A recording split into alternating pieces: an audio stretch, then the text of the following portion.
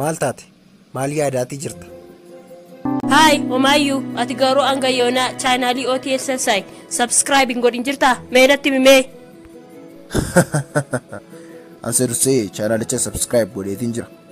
Atis subscribe gootee jirta jechuudha. Wow, baay'ee gaariidha. Ayyeena shamaa akkam jirtu hordoftotaaf kabajamtoota OTSSI channel hundumti keessan nagaa keessanii an nagaa kiyyaa waaqayyoo galatu kun ogaa yeroo dheeraa booda arraa walitti deebineeti jira jechuudha. Egaan akkuma beektanii torbanoota lama wayiif kan ta'u toorri interneetaa yookiin connectionii nurraa citee waan tureefan viidiyoo osoo isiniif hin gadhiisin yoona kana geetiin jira jechuudha. Egaan kun guyyaa arraa kana immoo wanta haaraa ta'ee informationii gaarii isiniif qabadhee dhufeetiin jira jechuudha. Egaan arraa guyyaa kana wanti isiniif qabadheetii dhufe jechuudha.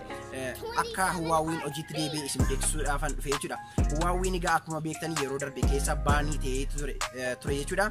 Pirezidaantiin Doonaald Tiraamp akka kaampaaniin Ameerikaa keessa jiran hundi isaanii Huawei duukaa hin hojjennee godheetu ture jechuudha. Egaan yeroo ammaa kana immoo waliigaltee yeroo dheeraa booda Huaweiin akka inni hojiitti deebi'u godhameeti jira jechuudha. Egaan kanneen Huawei qabataa jirtan hundumti keessanii baga gammaddanii anillee kunoo Huaweiidha kan sa'a kana fayyadamaati jiru.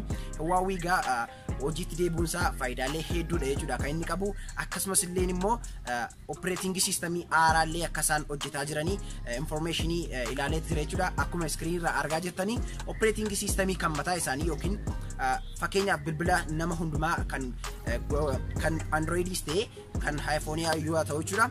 Google jechuudha kan operate isaan godhu. Egaan China kan isaan gochaa jiran sa'a kana operating systemii kan mataa isaanii hojjetaati jiru jechuudha. Operating systemiin kunis maqaan isaa ArcOS kan jedhamudha jechuudha. ArcOS kuni harka 60 yookiin percentage 60 akka inni saffisa qabu himameeti jira jechuudha. Kun egaa Google illee ni caala jedhamee jechuudha kan inni eegamaati jiru. Egaan akkuma beektanii OS kuni Android nama kamiifiyyuu baay'ee barbaachisaadha. Googlein hin jiru taana wanta kamiiniyyuu search gochuutii hin dandeenyu jechuudha. Egaan Chaayinaan akkuma jechaatti jirtu kana OS Arc kana yoo gabaarra oolchite hojii kan hojjetu yoo ta'e jechuudha. Egaan namni hundumtuu yuusaraawwan hundumtuu jechuudha gara Chaayinaatti fuula isaanii naanneeffachuun isaanii hin oolu jedhameetu kan inni eegamaatti jiru jechuudha. Kanaaf egaa kanneen Huawei bitachuutii barbaadan kamiyyuu sa'a kana kaastanii egaa Huawei bitatanii itti fayyadamuu ni danda'ama jedhameetu jechuudha kan inni jiru. Kanaaf egaa guyyaa irraa kana informationii kanadha jechuudha kan inni isiniif qabadheetti dhufe. Huaweiin hojii isaatti deebi'uu isaatiin egaa baay'ee nama gammachiisa. Ammallee sa'a kana viidiyoo kan ittiin isiniif riikardii gochaatti jiru Huawei P20 Lite kan jedhamu jechuudha. Screen irratti akkuma argaa jirtanii Huaweiin egaa opshinoota baay'ee of keessatti qabatee ture jechuudha kan inni yeroo ammaa kana gabaarratti argamu. Wantoota baay'eedha jechuudha kan inni qabu. Kaameraan isaa baay'ee gaariidha. Akkasumas illee storage gaariidha jechuudha kan inni qabatee dhufe aga GB 128 200 wayiitti jechuudha kan inni upgrade of godhee dhufaatii jiru.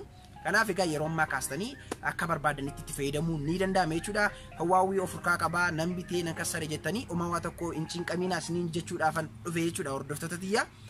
Kanaaf egaa guyyaa irraa kana informationii kanarraa akkasii waa xiqqoo ishee barattan abdiin qaba. Yeroo kana booda yookiin sa'a kana booda illee viidiyoo hedduu isiniif gadhiisuudhaaf qophii xumureetiin jira jechuudha. Garuu yoo connectioniin hin badu ta'edha jechuudha hordoftoota tiyya. Waa'een Itoophiyaa kanaa hin beekamu.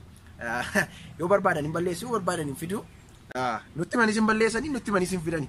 Kanaafidha. Egaan viidiyoo isin gargaaraa isin fayyada jedhee yaade informationii kamiyyuu isiniin gahuudhaaf ani yoomiyyuu qophiidha. Ni beektu kana immoo hunda keessan yoo akka isin jaalladhus ni beektu.